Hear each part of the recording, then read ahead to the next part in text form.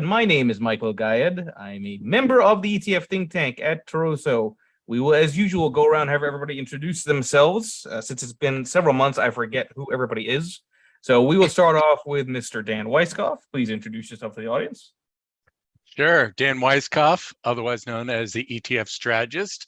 Today, I brought my dog, in case anybody's wondering. So we're going to be really professional because Phil's here, and also co-portfolio manager with Mike Venuto on the blockchain. And last but not least, but maybe first to the heart, lead ETF strategist for the ETF Think Tank, which most of you don't even know what it's about. So find some good ideas. Call me. So or me. Or me. Okay. Or you. Yeah. All right. Let's go to Cynthia next. Go ahead, Cynthia.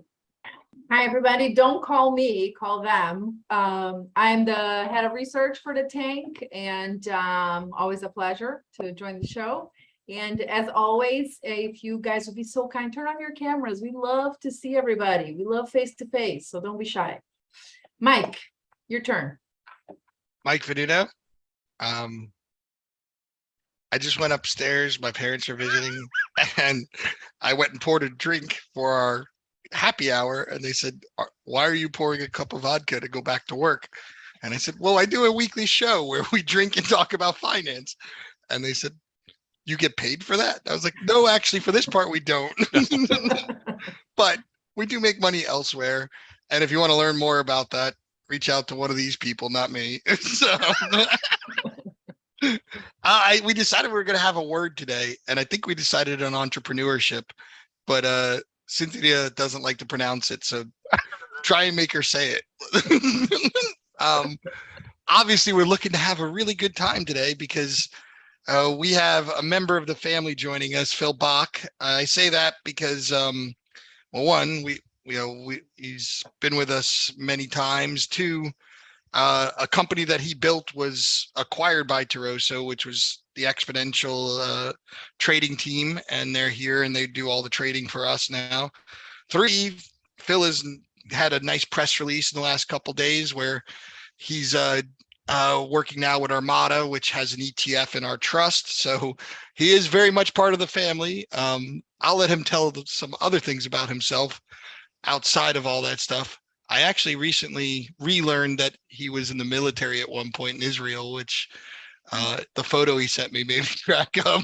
So I don't know, Phil, what would you like to share or not share? That's quite possibly the worst soldier in the history. Like, I mean, all I did was played. I was supposed to be doing guard duty at this base all night, and we just sat there and played backgammon and swatted flies. It's pretty miserable. I wasn't very good at that. Luckily, on some other things I was maybe a little bit better at. But no, I'm honored to hear you call me part of the family. I'm actually quite literally the redheaded stepchild of Toroso because I'm redheaded and I'm a stepchild in that I'm not directly working with or working for Toroso, but I am in an adjacent way. So it's great to be here. Always fun to be here. My name is Phil Bak. I'm the CEO of Armada ETF Advisors.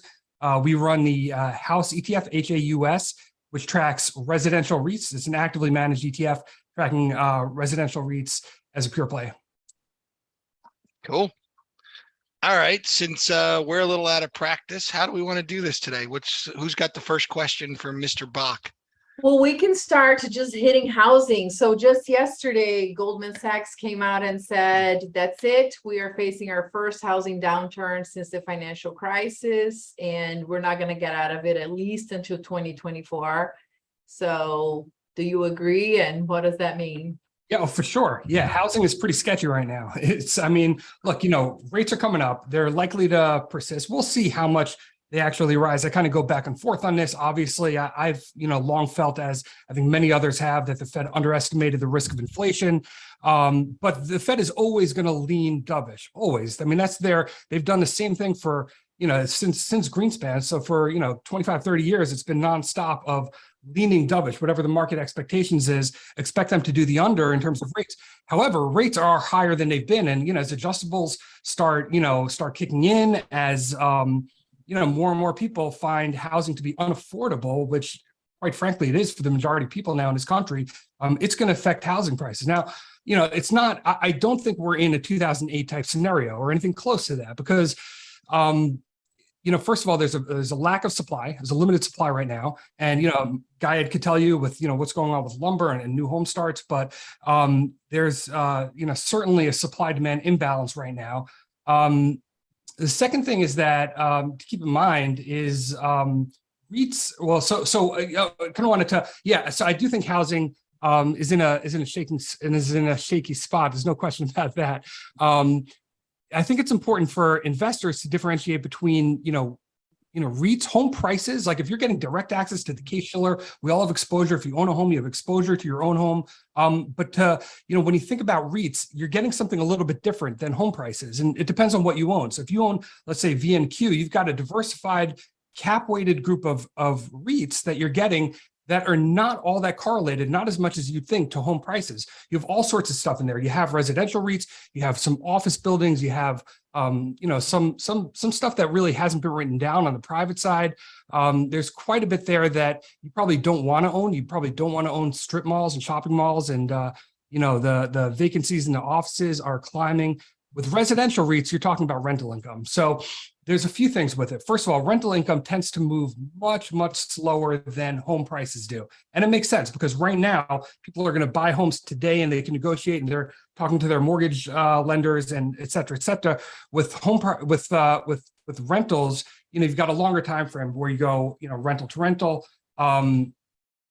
Occupancies for rentals are about 94, 95%. As long as those occupancies are so high, it's going to be very, very difficult to see rent prices coming down. There's a number of factors where they tend to diverge, and where they tend to diverge over time typically looks like a smoother return stream for rentals relative to housing prices. At the end of the day, there's usually a true up between the two, but just as the way home prices got away from rental prices on the way up recently over the last 2 years, we expect the home prices to come down at a higher velocity than the rentals. With rentals, you get typically a higher dividend yield. Plus, there's a great paper right now on NAREIT, right on their homepage, talking about how in the past REITs have done quite well in periods of rising rates, specifically in periods of rising rates. And it stands to reason because you get some inflation protection. But if that holds true, that doesn't necessarily mean that they're going to go up if rates continue to go up. But I think there's a little bit more of a cushion than you would think, and certainly more of a cushion relative to when people think of home prices or when they read a headline about Case-Shiller or when they're checking every day, what does Zillow say my house is worth? It's not quite the same thing when you have rentals. It's a little more stable, a little less volatile.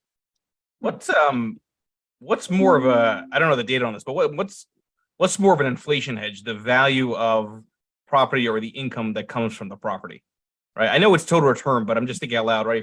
If the concern is inflation longer term, well, will rents keep up with that better than the value of a house? Talk about that a little bit. So we don't have a lot of data because, we really have to go back to the 70s. And in that time period, home prices did appreciate at a pretty ferocious rate. So I would say the latter. I mean, look, the prices themselves, like I said, it's a higher beta than the rentals. The rentals are more stable and more secure.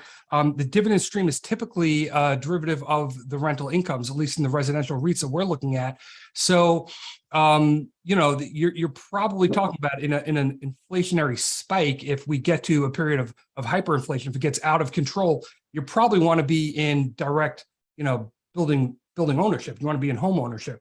The residential REITs are going to be a little more stable, a little more steady. You can't, unless wages rise in concert with inflation, it's going to be hard for landlords to keep raising those rents at the same rate. So, rental income is more closely related to the jobs number, to employment, and to wages. Typically those can be correlated with inflation, but there's no guarantee. I mean, go back to like the Weimar Republic, right? Wages did not keep up with inflation. If inflation gets out of control, they might not. And, that'll be pretty bad all around for the economy. But in that environment, the home prices will exceed the rentals. Yeah, so I'm going to, I guess, take the baton from that. It seems to me that to answer the question, Guyad, it might be the speed with which you're receiving the cash flow to me that would offset to me if inflation was really out of control, right? Which goes back to my question. Okay. And maybe everybody can like raise their hand if they think they know the answer. In the context of long duration equity assets, which I think is a new term for most financial advisors and certainly for their end clients. So I just wonder how many FAs know the term and how many clients know the term as a percentage of people's books. I'll put it in that context, because my answer would be maybe 15% of the financial advisors know the term up until recently. And I'd say 80% of the clients have no clue about what that means. Anybody else care to like play the game with me? All raise your hands quickly. What'd you do? Go on mute? I'm not sure what the I question think is. you're playing solitaire. I'm playing solitaire. Is it a new term? Is it a new term to most folks? Long duration assets in the context of equities. Oh, I get the question now. I follow you. Your question needed some structure, Yeah. which matters. Structure matters. Yeah, thank you. Okay. I mean, Screw y'all. I mean, if you're asking for votes, yeah, I would say like the idea that people refer to tech assets as having duration and stuff is a pretty newer concept. Because that would be my opinion. I don't know. Anyone else want to take a stab at it, or did the professor? Yeah. Tell Tony's got one. Let's go, Tony. Fire away. Hey, folks, you hear about it more in academic circles when you're talking to like higher ups at asset management firms years ago. But as far as what I think the professor was saying, mainstream, it is last year or so as rates started to move a little bit, inflation started to move, and the non-earnings snowflake type companies may be great. We'll see, but the concept of long duration vis-a-vis equities is new to.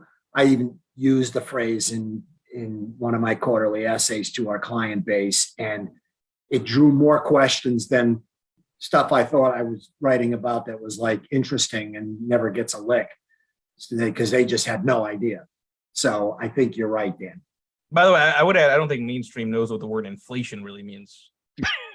No, really, because it's nuanced in terms of your location. What it's not just CPI, right? I mean, we all experience different rates of inflation based on what we're actually spending on. So if economists are honest, inflation is hard to measure. Yeah, to begin with, right? It's all there's a lot of nuances to that. But let's talk about the zip code dependent aspect a bit, maybe for Phil here on rentals and REITs. How much of dispersion is there among rental REITs depending upon location, right? So rising tide tends to lift all boats, but when you talk about a variability within rental REITs, what do you typically see? Yeah, it's tremendous. It's tremendous. I mean, you look right now, you look at the coastals versus the Sunbelt, you'll see a big dispersion. As you might imagine, right? Florida has outpaced everybody really what you have to do is you have to track migration trends, right? And again, this kind of gets back to one of our themes, which is a lot of people tend to think like a REIT is a REIT, right? Like REIT will give you they'll give you the real estate sector and, I don't need to think too much about it. But in reality, the correlations between the different subsectors and the different geographies within the REIT space are quite low. I mean, lower even than I would say that you get from the benefit of, let's say, diversifying from large cap to small cap. So, certainly growth value, certainly significantly lower. So when people, REITs are a small percentage of my portfolio, let's say you have 4 or 5%, I don't need to think too much about it. I think that's going to change. And I think we're going to continue to see more of a dispersion as we see the migration trends continue to exacerbate. We see people it's easier for people to move around, and they are moving around. And certain places are going to be, are going to capture that, in certain places at the expense of others. Certainly when it comes to the subsectors, I mean, I don't think anyone here wants to be in office buildings right now. I certainly don't, right? I mean, I know everyone I talk to is, they're trying to get us to come back. We come back once in a while. It's not going to be the same as it used to be, whereas residential is even stronger. People are trying to upsize. People are trying to I want to have, my new home has to have an office for me and for my wife. And people are putting more effort, time, and spending into their homes, and less from a company level into the office buildings, that is going to play out. And if you look at the private REITs, there's a lot of what we consider to be inflated net asset values out there. We think when we look at the numbers, we think that there are going to be write-downs coming, that they're trying to delay them. Maybe they're hoping for the market to kind of save them. But we think things are overvalued, and that's going to start to come down. In the publicly traded REIT market, it's harder to hide. It's harder to do that. So, when you take active management and actively manage in the REIT space, and you can take those migration trends and you can take those subsector trends within the REIT space, we think you can really capture some alpha based on macro trends. That's what we're trying to do. Brought the house down with that. Drop the mic. Okay, but hold on. So, okay, let's talk about the public side for a bit. So, in terms of market cap, right? Are these more? Do they tend to lean more small, more mid, more large? What's sort of the average market cap for the publicly traded rental REITs? So we're across the board. We're diversified by cap because we're trying to stay right now in the residential space. That's where we're trying to be. We're trying to capture the rentals. We're trying to capture the inflation protection that they provide, capture the income stream. So that's where we are. So that means that in order to be, fully diversified, we're down to a universe of, 40 to 50. And of those, we've picked the ones that we like. We've got 25 that we like. So that means that, we can't be quite as choosy to be, mid cap versus large cap, let's say, if we wanted to. But it allows us to give that exposure as a pure play. Is it time to pivot? Pivot. Here comes the word entrepreneur. There it is. Yeah.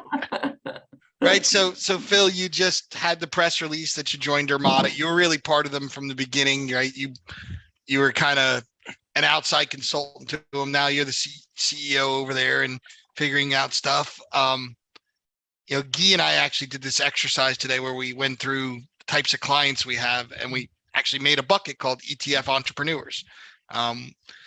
Which it's unique because where else would you have that, right? Normally you're either an RIA or an asset manager. Like you guys were in real estate and you said, well, let's get in the ETF game too.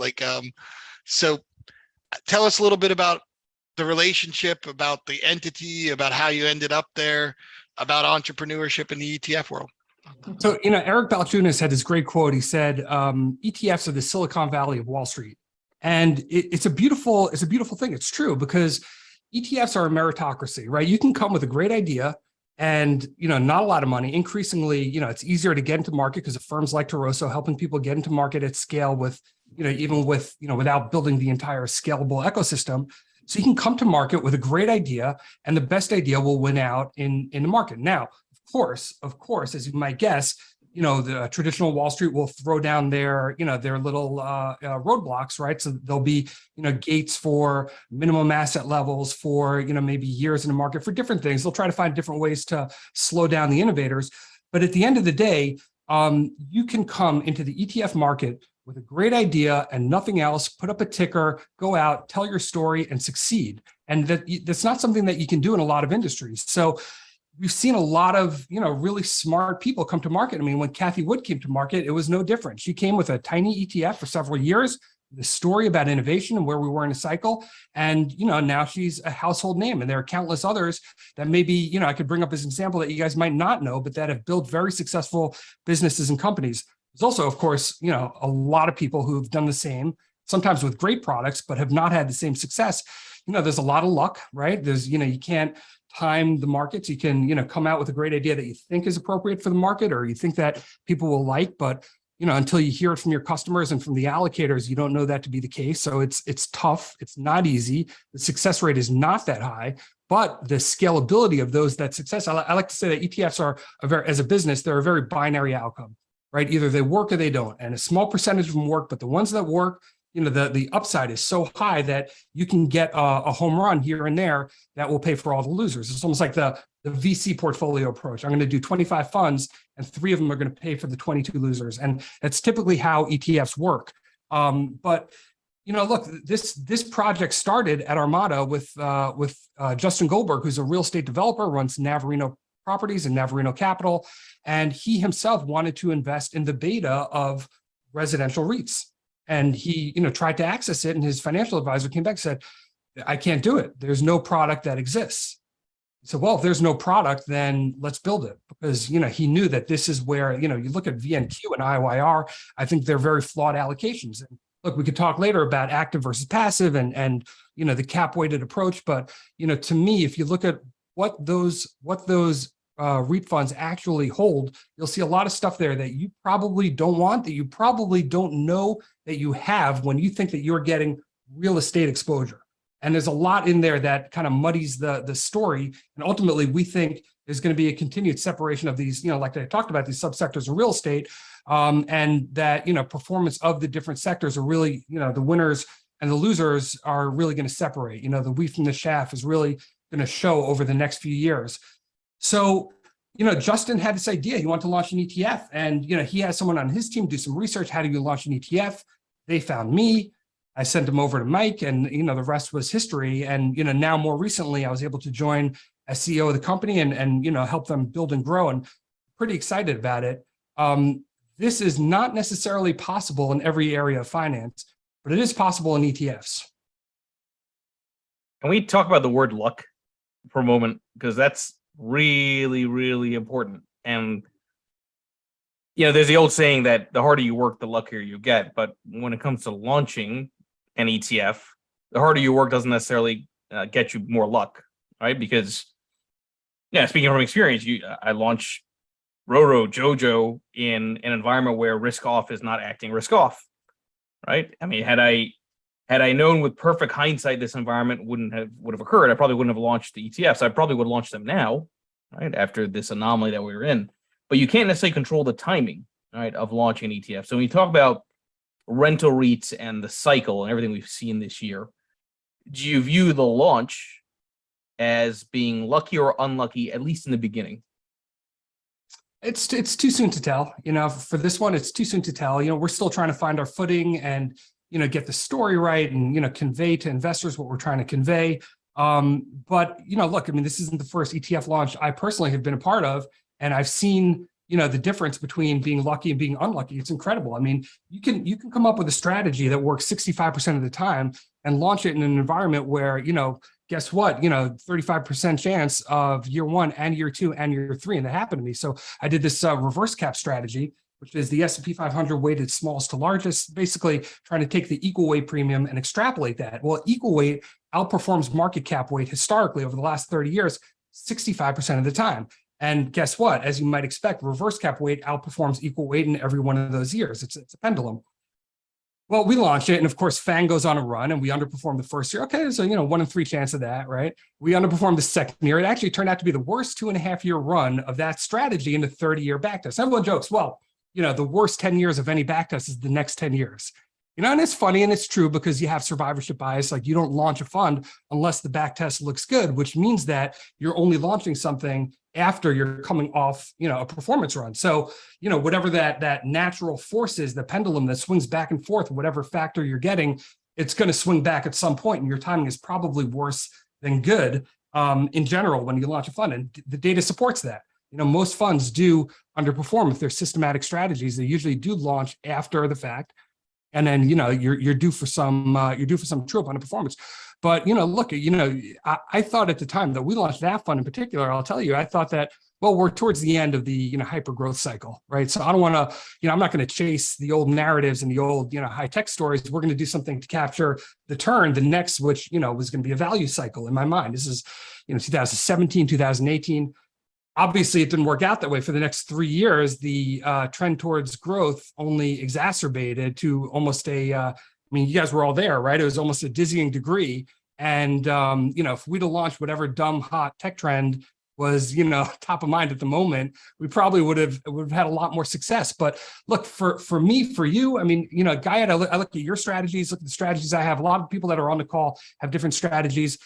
These are things that we believe in, that we're selling, not because we think we can grab a buck or convince someone to buy it, but because we actually invest in them. We believe in them. We're going to be there, stand behind the product over the long term. Even the funds that I don't own anymore from my past companies, I still love those funds. They're a part of me. They're like my babies, right?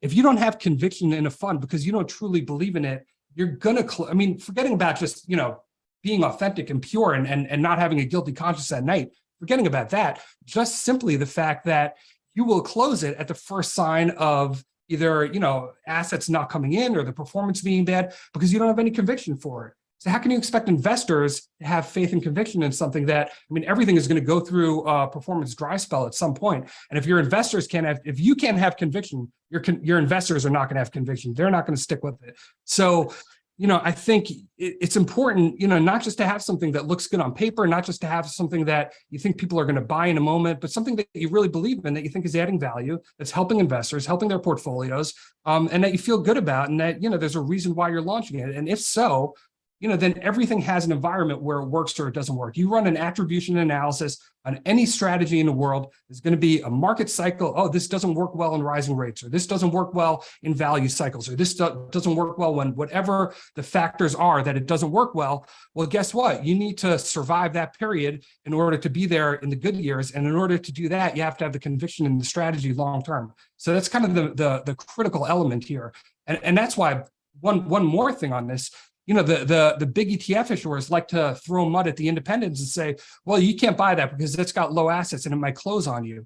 And in reality, if you look at the data, the largest asset management firms close the most amount of ETFs. iShares has closed 130 ETFs over their life, 130 different funds. And the reason why is because they don't care. They're offering whatever they think they can sell, whatever their clients want. So if I'm, head of product at iShares and some guy came up with a product idea 4 years ago, who's now the global head of whatever, something else in BlackRock, it doesn't matter to me if I have to close it, right? Whereas if you go to an independent and you talk to somebody who, really had to, beg people for allocations and borrow money to launch the fund, and, whatever they're paying to keep the fund going is coming out of their personal pocket, and, somebody that really believes in something, you better believe that fund is not going to close unless it absolutely has to. There's no guarantee that a fund won't close. But, regardless of what the assets are, regardless of how big the fund is, how profitable the fund is, that fund has conviction behind it that you're not going to find in the larger ETF issuers.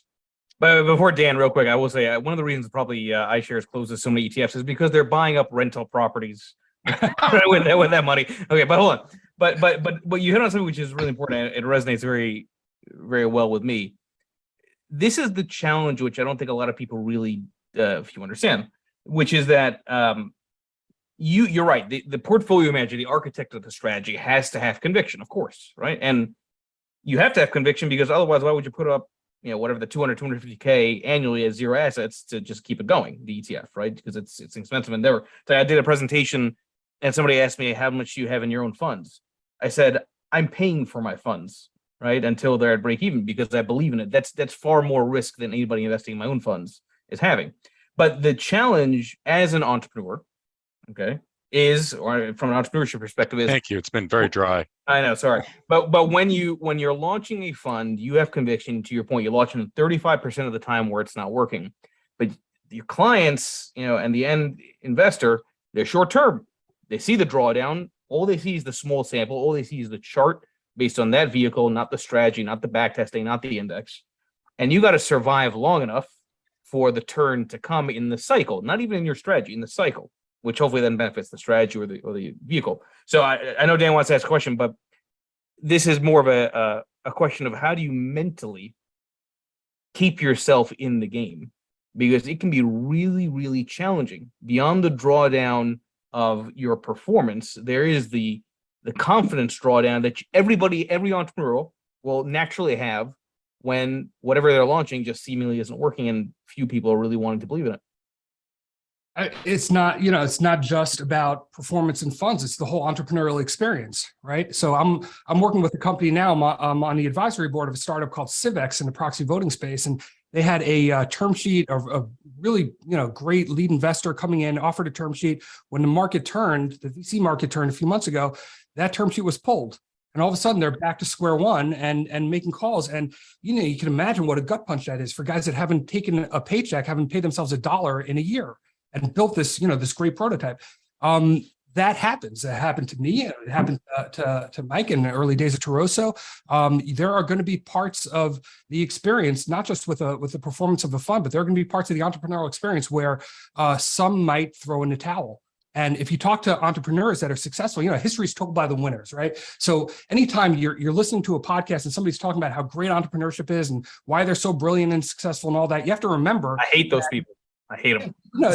You're talking, it's survival, it's a survivorship bias, right? You're talking to the guy that, was on the right side of, skill and persistence, but also luck, right? Also luck. Yeah. And those are the ones telling the story. Even the winners will talk about the 4 times in the early years where they almost threw in a towel, where they, faced insurmountable odds and came home at night and didn't have $1 and a pot to piss in. And they had all the reason in the world to give up on their business, and they didn't, and they found a way. And I think, those struggles are conducive to, creating that, that business management mindset that will serve people well as they scale up and as they hit the other end of the curve. Like if we all know people that have, that are CEOs or managers of businesses that they themselves didn't build. It's the majority of CEOs out there. And I don't think, I'm talking about, my, now anecdotally, so it's not really data driven. We're talking a small sample, but the ones that I know that I've worked with, there's no difference between the founders. There is a difference. There's a huge difference between the founders that have built these companies and the managers that came in after the fact to manage them. It's huge, the difference, because one has that persistent mindset that they're not going to be held back by every obstacle is a way. There's a way forward. There's a way around. Let's be clever. Let's be nimble. Let's be tough. Whereas a manager is some of them are great at efficiency and making sure that things are done professionally and done the right way, but it's different. It's different than a founder who's been there, who's been beaten down, who's fought their way back, who's had to claw their way out of some ditch, and then is there. And now all of a sudden you're scaling, and now it's like, okay, now's my time. I suffered for this. I waited for this. Now's my time. I'm not just going to sit back and take my little fee. I'm going to go for the jugular. I've got that instinct to kill, because it's like a house cat versus a street cat, right? You find a street cat who's got a mouse that they're ready to eat. You take it away from him. Watch out. That cat will eat you alive, right? But if you go to a house cat and you see some fluffy little cat that's been, pampered their whole life, and you take away their food, they're just going to look at you and say, oh, okay, well, I know come the morning, my owner will put out the food, right? They're the same thing. They were born the same way, the same species, the house cat and the street cat, but they're not the same thing. And it's in business, it's the same thing. An entrepreneur and a founder is not the same as a CEO who has inherited a business. These trials that we all go through early in these businesses is what makes us the street cat. It's what makes us tough. It's what makes us successful in the long run. You can't shortcut it. You can't just, be tough until you have the battle scars, until you've been through it and fought through it and earned them.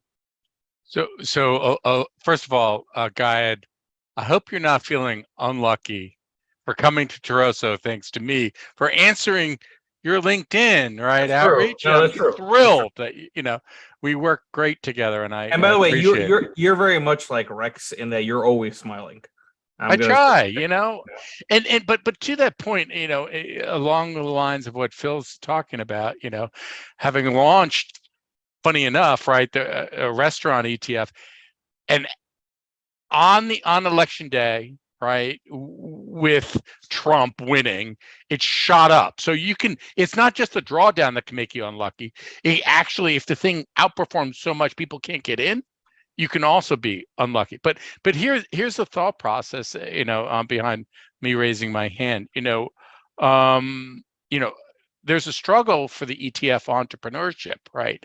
I had to say the word first, right, and squeeze it in. Every day you're fully transparent. And the struggle, this is the real time. I remember trying to get people to buy the fund, and you just wanted to fucking trade, because it's a validation that somebody else out there believes your idea, which, by the way, is a brilliant idea. Of course, it's a brilliant idea, right? And it doesn't matter about whether it's liquid or not. When you make that phone call, somebody first, they look up the symbol and they say, well, okay, yeah, the bid ask is wide. Nobody gives a shit. Why am I going to do this, right? So I think particularly entrepreneurship with ETFs is harder than normal entrepreneurship, because in venture capital, you can hide and say things are great. That's right. ETFs. So one thing about ETF, right? There's a tremendous amount of transparency, not just of the holdings, but like you talk about, of the daily transactions. If I'm running a hedge fund, nobody knows how many investors came in or redeemed on any given day. It's nobody's business, right? And I certainly don't have people coming in and out every single day. With an ETF, you're fully transparent on the trading volume, you're transparent on the assets, you're transparent on the holdings, everything is transparent. And I think that's great. I think that's progress. It's great for investors. It would be nice if fund managers were rewarded for that transparency. I don't believe they are. I think it's the opposite. I think they're punished for it. I think there is an allure, a bit of a sex appeal to having a fund that's private that people don't know about. You can black box it, you can, this is too important and secretive for you to know how we allocate, Unfortunately, that message does resonate with a lot of people, and usually it's total horseshit, but it does work. I don't think ETFs are rewarded for their transparency. I think they're in some cases looked down upon, especially by certain segments of institutional allocators. Oh, yeah, anyone could buy an ETF. Yeah, okay. Well, guess what? So can the fund that you're paying 2 and 20 to, that essentially is replicating what we're doing, for 50 bips, and that happens all the time. I would say it may be the hardest form of entrepreneurship, because you're completely transparent, but people can copy you too. So anyway, I'll throw it to Michael Venuto. He's got some thoughts. Yeah, it kind of inspired me to ask a question I hadn't thought of, which is who should be launching an ETF that isn't right now? Like if you look out there, the Federal Reserve's got a lot. Well, it's funny. The first one I ever lobbied for was back in 2008. I actually met with a couple of people in Congress that are no longer there about doing a TARP ETF, because that was the name of the program back then. I was like, this is obvious. There's all this paper that they're printing that's guaranteed and has but yeah, the Fed, I guess Japan's done it that way, but Guy and I were talking about it today. Why aren't there more family offices doing this? Right? Their biggest concern is taxes. And then we tried to reverse engineer it. And we think it's the transparency is what keeps them out. But I'm not sure. Plus I think they like the illiquidity premium, right? Or supposed illiquidity premium of private equity and things like that. Yeah, but I've talked to, I don't know, at least 10 family offices that have $1 billion plus in a beta portfolio, and their biggest concern with it is taxes, but they never take the leap to launch the ETF. And I think it's because they don't want the headline risk or the transparency, or I don't know. But there's launching an ETF, not necessarily. It would be nice, but not necessarily for the commercial benefit of other people buying it and them collecting a fee. You're talking about using the ETF vehicle just to cleanse out the capital gains in the middle. Structural alpha. Yep. This is structural alpha. It's a guaranteed better return. There's nothing in finance where you could guarantee it. I can guarantee that you can run the same portfolio as an SMA or an ETF, tax. And after taxes, you get a better return. Where do you find that? And this is recorded. I said guarantee. It's a commercial now for Toroso. All right. So back to the question though. Anybody else that you think, who should be embracing this? Who should be the next ETF entrepreneur who isn't right now? Let's call them out. Let's get them out here. So look, the finance industry moves at a pretty slow pace. And I think on a long enough time horizon, right, on an indefinite time horizon, there's no need to have multiple vehicles to access basic investment structures, right? There's no need to have a hedge fund, an SMA, an ETF, a closed-end fund, an ETN, whatever, however many different vehicles there are, a mutual fund. I think at the end of the day, on a long enough time horizon, there will be one structure that's the winning structure. This is the most efficient, best way to manage these things, and all strategies should move over. There are still, 8 or 10 times as many mutual funds as every ETF, right? So there's still a tremendous amount of funds that have not yet used the ETF structure.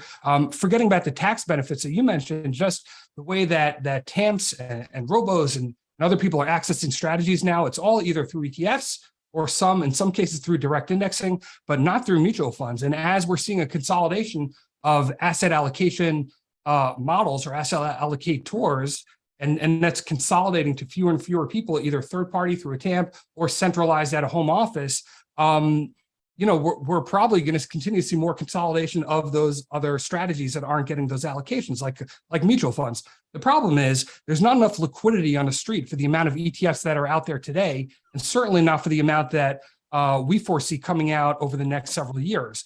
So, when I talk about liquidity, like there are enough market makers who can take on the quoting obligations and say, okay, we'll make a spread, we'll put up some size, and they algorithmically, they don't have to sit there and watch it. But if you put up, let's say you post on the bid a sizable order, you offer and you post on the offer, they'll pick that up. Their algos will pick it up and they'll see, and they'll start making markets at a greater amount. If you have a big trade and you want to call a trading desk, you can get liquidity on these ETFs far in excess of the size of the ETF, depending on the liquidity of the underlying instruments. However, like I said, when we talked about transparency, most ETFs are not rewarded for their transparency. So a lot of people will bring up an ETF, say, oh, it trades 1,000 shares a day. This thing doesn't trade. I can't use it.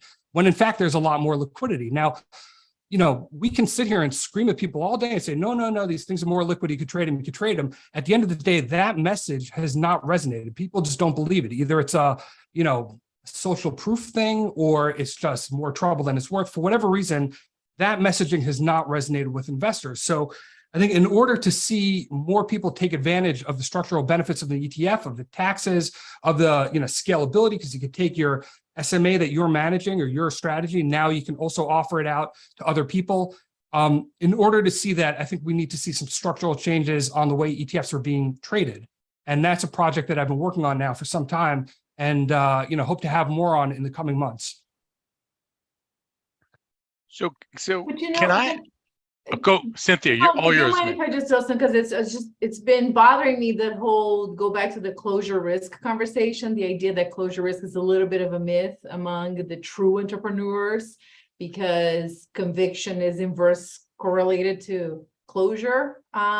If in our conversation, I mean, in truth, you can stay, what's the expression? Like you can be unlucky longer than you can stay liquid, or something like that. So isn't closure risk actually more of a problem for the smaller entrepreneur, no matter how much conviction and grit and you really have in these strategies? I know that the big issuers, maybe their heart is not in it, but they can totally outlast a lot of the great ideas that come to market every day. 100%, right? I mean, and there, there's a lot of people out there that have had to close funds or close businesses that would have been successful. The wave that they were looking for, whatever the market force is, came after the fact. It came too late, and they ran out of time, and they ran out of capital. And that is a risk. And it's not only a risk, it's happened. It happened. At Inside ETFs last year, I had breakfast with an ETF issuer that's got several billion, about, I think, between 2 and 3 billion in assets under management. And he said to me at breakfast, he said, Phil, I was this close to driving an Uber. He was at the end, people were calling him, he couldn't pay his bills, he was out of money. I was this close. And if I tell you what happened, everyone figure out who the person is. I don't want to, but all of a sudden, it wasn't Kathy Wood. Okay. The market's going their way, right? Whatever those forces are, all of a sudden the pendulum shifted into the narrative, shifted into their strategy, and now he's got a business that's worth probably $100 million. So, look, I'd rather be, there are things, there's an element of luck in most games, right? I had this conversation on Twitter the other day. Chess and Go, I think, are the only games I could think of that have no luck, right? Most games, poker, there's a lot of skill, there's a lot of luck. If I'm playing, Monopoly or Risk or any board game, there's always dice, there's always some element of luck. Markets are no different. You can have the best strategy in the world, you can have the best rationale. There's a huge element of luck. It's the same for any investor, right? I can sit here and pour over a 10K and a 10Q and I figure out there's a stock trading at $20. In fact, it's worth 28. I go buy it. The next day there's some fraud, or, there's some, they get sued for something that is totally, unrelated to any of my analysis or anything that could have been foreseen. And that's single stock risk. And all of a sudden, I'm shit out of luck. And that happens. It happens in business. It happens especially in this business, in the business of the markets. There's a lot that we don't control and a lot of uncertainty. And that does, in fact, contribute to closure risk, 100%. Yeah, that basically is my story with crypto. My entire relationship with crypto has been one long unlucky tale of buying high and just watching the destruction that followed. So just buy more, you'll be fine. Before we go to Dan, I do want to say, like, when we talk to people on our platform, right? Like when a Phil or a Shayna or whoever comes to us and says, I want to launch an ETF, we tell them the number one determinant of success is having the seeds. Because there's this thesis that, you know, if I build it, they will come. And that only works for Kevin Costner. Like it doesn't work for ETF entrepreneurship. Doing the hard work, doing the pre-sale, doing the work to make sure that that's there is the most important determinant, because the second most determinant or most important thing is surviving till the cycle comes to you. Not when I steal from Meb, I always give him credit for it, because like I love that quote that the best thing you can do to succeed is survive. And I do agree that, because I was one of the partners at Global X. We didn't care about the investment. We cared about whether or not it was profitable for us. And that was the mantra. We launched and closed constantly. I mean, look, I had the first global fishing ETF. Can you believe that? I knew you were going to go there. Yeah, I had a fishing ETF. I Come did on. not know that. Yeah. I did. I had a garbage ETF. I had all kinds of crazy shit. Garbage. Yeah, Well, waste I mean, management, baby. yeah. Like Phil had the first carbon credit ETF like 10 years before Crane Shares, and it's gone. And now Crane Shares has got 4 billion. Like good ideas. They do have that pets.com element to them. It's got to be the right time and all that sort of stuff. Symbol. Symbol matters, right? Just By the like way, structure. I think Phil's Yes. I think Phil's blood pressure went up when you said that. About, Yeah. about Yeah. Yeah. Literally, it was close for a decade before Yeah. before the current one took off. It was called Air Shares. It was pretty innovative for its time, but as I've done a lot of stuff early in my career, mostly with different companies before I was able to liberate myself from the corporate world. But I've done a lot of cool funds that got zero traction and closed. So it's kind of my specialty, was cool stuff that nobody bought. Yeah. But by Phil's the way, like- 10 years later. 10 years later, right? No, Exactly. but hold on. Let me finalize the thought. So there is without a doubt more conviction in an idea from an entrepreneur than a big company, because they're not looking at whether or not the cycle's coming to them or anything. They're just doing a budget analysis, right? It's black and white. When we gave up on TETF, that took probably 4 months of fighting with Guy, me and him back and forth going. And so that's 80 grand that it probably cost us during those 4 months. Imagine those decisions when you're trying to keep the lights on in a business, right? Like they're not easy. And that's where that conviction comes from. But anyone who comes to our platform saying, I want to just launch the CTF, it's such a good idea. Don't worry, I'll find the money. Sorry, guys, we're sending you to ETC or somewhere else. Like it ain't happening here. Almost everybody. Almost Yeah. everybody. Yeah. Well, yeah, okay. With you, we put up our capital and say, let's go. Yeah. Dan, you can ask a question now, but I just wanted to share that insight. I had 4 questions in my mind, and I've got there. So I'm going to go to Warren Kaplan here, and let's talk a little bit. I know this is deviation, and Venuta, you hate me when I do this, but we have some experience in options in ETFs, right? What percentage do you think of options, Phil, are really liquid that are tradable? Because Warren, I know, is a big believer of options writing, and was asking the question about your fund. And I know your fund's too new to have real options. But I think that people don't really understand that the option writing on ETFs, well, it's not really there.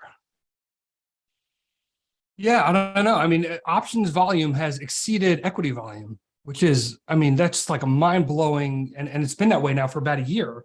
Which I mean, the implications of that in terms of the capital markets is wild, right? So options trading is driving equity values, right? The tail wagging the dog, and that's how you get to gamma squeezes and different things like that. It's how you get to all these meme stocks and everything. It all starts with the options, and you can do things pretty. I mean, look, the ETF market. I don't think if I was gonna try to trade out, put in an option strategy, the diversification benefit of an ETF of having a broader pool of assets to get away from single stock risk, I'm probably not it's probably not top of mind here. If I'm trying to, essentially capture leverage or capture a defined scenario to take advantage of, SPY and QQQ options are so liquid that it's almost hard. Look, you can do the market, you can, bet on the market, express that through, let's say, S&P or the NASDAQ or just VIX or volatility or whatever you want to use,